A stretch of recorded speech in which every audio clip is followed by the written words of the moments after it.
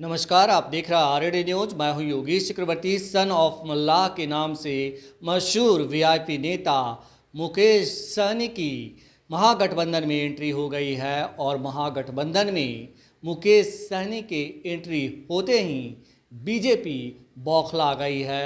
मुकेश सहनी की महागठबंधन में entry BJP पचा नहीं पा रही है और उनके एंट्री के बाद उन पर हमले का कोई मौका भी नहीं छोड़ रही है।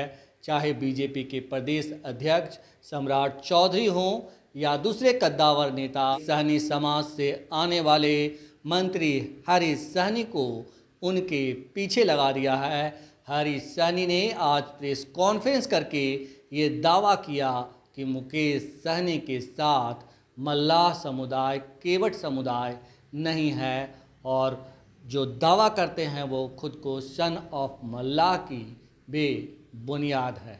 सुनिए हरीश सहनी ने आज प्रेस कॉन्फ्रेंस में क्या क्या आरोप मुकेश सहनी पे लगाए और मल्लाह समाज को लेकर क्या दावे किए। अभी हम सभी लोग देखे हैं कि हमारे वीआईपी के राष्ट्रीय अध्यक्ष मुकेश सहनी जी जो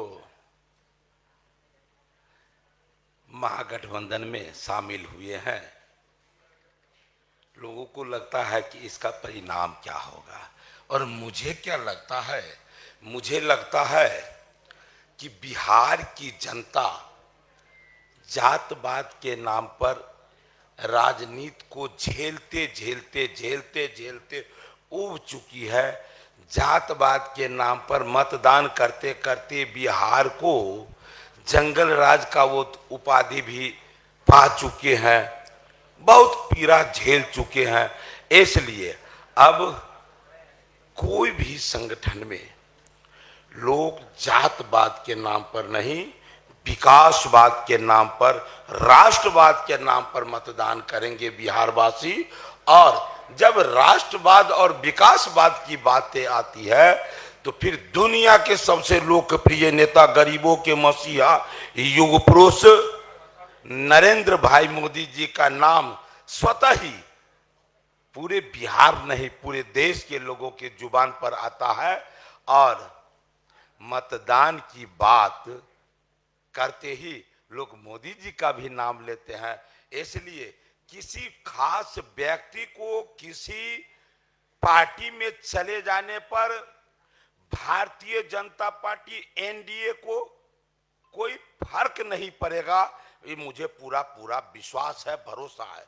और फिर जब बात आती है वीआईपी का, तो वीआईपी के जो सुप्रीमो हैं, उन्हें जब अपने समाज के नाम पर जो उपलब्धि मिला था, जो मंत्रालय मिला था, तो उस समय में वो अपने समाज के लिए क्या ऐसा कौन सा काम कर दिए जिसके वजह से हमारे मछुआ भाई को, मत्स्य पालकों को ये पीड़ा होगा कि वो चले गए, अब मैं क्या करूं, कहां जाऊं, मैं किसे वोट करूं। ये सब कोई विषय है ही नहीं, इसलिए कि वो कुछ उनका उपलब्धि होता तो लोग चिंतन करते। लेकिन बिहार के तमाम मछुआ भाई, निषाद भाई, वो सभी के सभी ये देख लिए कि ये सहयोग लेते हैं समाज के नाम पर, लेकिन वो व्यक्तिगत भावना में जीवन जीते हैं, स्वयं में केवल जीवन जीते हैं। इसलिए उनको कहीं भी जाने से भारतीय जनता पार्टी एनडीए के सेहत पर कोई फर्क नहीं पड़ने वाला है। और नरेंद्र भाई मोदी जी जो बोलते हैं सबका साथ, सबका विकास, सबका प्रयास, बोलते हैं तो करते भी है। करने के नाम पर आप अभी देखें, इस समाज के विकास के लिए बिहार में मछुआ आयोग तो इन्हीं के कार्यकाल में बना है। अभी मत्स्य संपदा योजना के माध्यम से मल्लाह समाज, मछुआ समाज के विकास के लिए, चाहे तालाब खोदाने की बात हो या पुराने तालाब को जीर्णोद्धार की बात हो, मत्स्य पालन के लिए पूंजी की बात हो, मछली मंडी में उनके लिए भवन निर्माण की बात हो या फिर कोल्ड स्टोरेज तैयार करने की बात हो, इस समाज के विकास के लिए जो भी पहलू हैं सारे पहलू को वो छूते हुए कैसे ही समाज का विकास हो उसका चिंतन किया है। इसलिए ये समाज निश्चित रूप से हर हाल में एनडीए के साथ है, नरेंद्र भाई मोदी जी के साथ है, भारतीय जनता पार्टी के साथ है। देखिए, आप जो अभी अनुमान कर रहे हैं, देश अब बिहार के लोग जो अनुमान करते हैं किसको देखकर भादों में यदि बारिश होती, लंबे समय से सैकड़ों सैकड़ों लाखों वर्ष से होते आ रहा है, तब लोग अनुमान करते हैं भादों में तो इस बार भी जम के बारिश होगा, पिछले रिकॉर्ड को देखकर। तो अब ये बात आप हमसे नहीं पूछिए, बिहार के आम मछुआरा नहीं, किन्हीं से भी पूछ लीजिए कि उनका मनसा क्या रहता है, वो करते क्या है। ये हमको नहीं बताने की आवश्यकता है, बिहार की आम जनता बताती है। जो आप प्रश्न करते हैं उसका उत्तर नहीं ठीक है।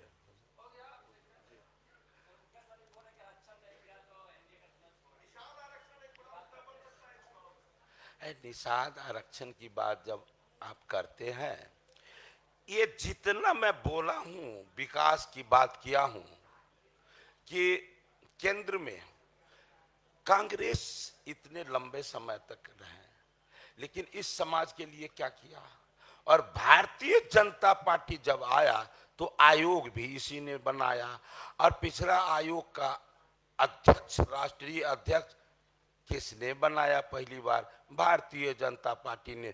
और जब से भारतीय जनता पार्टी अपने अस्तित्व में आया तो इस समाज को कैप्टन जय नारायण निषाद, कैप्टन उनके सुपुत्र अजय निषाद, भगवान लाल साहनी को पिछड़ा आयोग का अध्यक्ष, नीलम साहनी को महिला आयोग का सदस्य बनाने का काम अशोक साहनी, नीलम साहनी, फिर अर्जुन साहनी को भी एमएलसी बनाने का काम किया।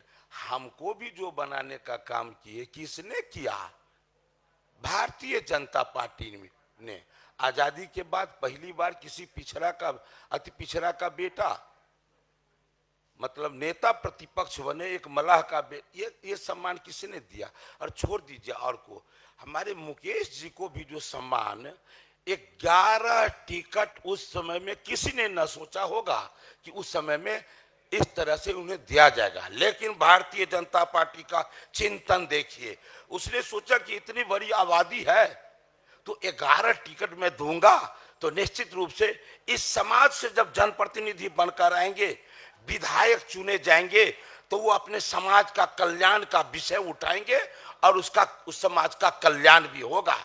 लेकिन जब आरक्षण की जो लोग बात करते हैं, मैं उनसे पूछता हूं, जब वो जो आरक्षण उनके हाथ में था, वो अपने समाज को वो बांट सकते थे टिकट, उस समय में कहां चला गया था? जो आदमी 5 रुपया दक्षिणा नहीं दे सकते हैं, उसको 5 लाख वो दक्षिणा देंगे, ये अनुमान कोई कर पाते हैं क्या? नहीं ना। तो जब वो अपने उनके हाथ में था आरक्षण, सो तो वो देवे नहीं कि उनका मनसा कहां से आएगा कि हम किन्हीं से दिलावे? ये तो उनके इस कदम से आप समझ सकते हैं। निश्चित रूप से मनसा भी साफ होना चाहिए, नियत भी होना चाहिए। मैं बहुत अल्प अवधि में मुझे हुआ आए हुए, मुझे लगता है कि हमारे समाज के जितने भी हमारे जनप्रतिनिधि बने, एमएलए एमएलसी बने हैं, मैं नहीं कहता हूं कि सबसे ज्यादा, लेकिन किन्हीं से भी कम मेरा वहां प्रश्न नहीं लगा है अपने समाज के उत्थान के लिए। पद चाहे जो भी हो, आपके हृदय में उस समाज के लिए उत्थान का विषय होना चाहिए, विजन होना चाहिए। इसलिए लगता है आप लोग जिनकी बात करते हैं, लोग जिनके बारे में अभी कहते हैं, वहां विजन ही नहीं है। विजन है अपने लिए, अपनी पार्टी के उत्थान के लिए, लेकिन बिहार की जनता, हमारे निषाद भाई सब जान चुके हैं कि कौन लोग स्व के लिए जीते हैं और कौन समाज के लिए जीते हैं। इसलिए बिहार के मछुआ भाई आज से नहीं, आदि काल से, सृष्टि निर्माण के समय से वो धर्म के रक्षक रहे हैं, देश के समर्थक रहे हैं, ये देश की हित की बात किए हैं। इसलिए भारतीय जनता पार्टी के साथ है, निषाद भाई एनडीए के साथ है। चलिए बहुत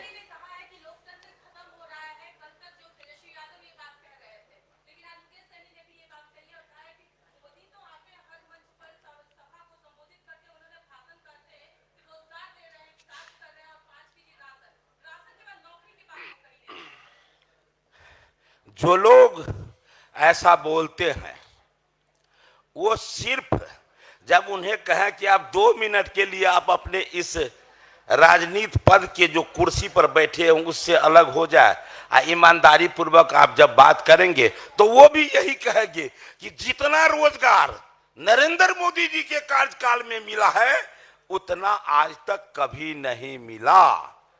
इसलिए राजनीति करने के लिए, कुर्सी के सुरक्षा के लिए जिनको जो बोलना है वो बोलने का स्वतंत्रता है, वो बोलेंगे ही। वास्तविक में नरेंद्र मोदी जी के कार्यकाल में जितने लोगों को रोजगार मिला है वो आज तक, अभी मत्स्य पालन की बात करें, मत्स्य पालन के माध्यम से आज बिहार ही नहीं देश में जितने लोगों को रोजगार मिलने वाला है वो बड़ा ही अनोखा होगा। निश्चित रूप से इनका ध्यान हमारे दुनिया के सबसे लोकप्रिय नेता नरेंद्र भाई मोदी जी का ध्यान लोगों को गरीब का भी कल्याण और दुनिया के मानचित्र पर भारत का भी सम्मान इनके मन में है। देश की रक्षा, धर्म की रक्षा, संस्कृति की रक्षा इस पार्टी के रग रग में है और उस ओर कदम बढ़ाए हुए हैं। इसी के लिए आप जैसे भाई जब सड़क किनारे कोई फल बेचने वाले, सब्जी बेचने वाले, मछली बेचने वाले, भुजा सत्तू ठेला चलाने वाले, रिक्शा चलाने वाले से जब पूछते हैं कि इस बार आप किसे प्रधानमंत्री के रूप में देखना चाहते हैं तो उसके मुख से आवाज आता है मोदी मोदी मोदी मोदी मोदी। ये तो जनमानस का आवाज है। इसलिए ये किसी नेता के कहने पर, उनके बयान से ये देश नहीं चलेगा, जनता के विचार से देश चलेगा। इसलिए सब कुछ बेहतर है, राम राम है।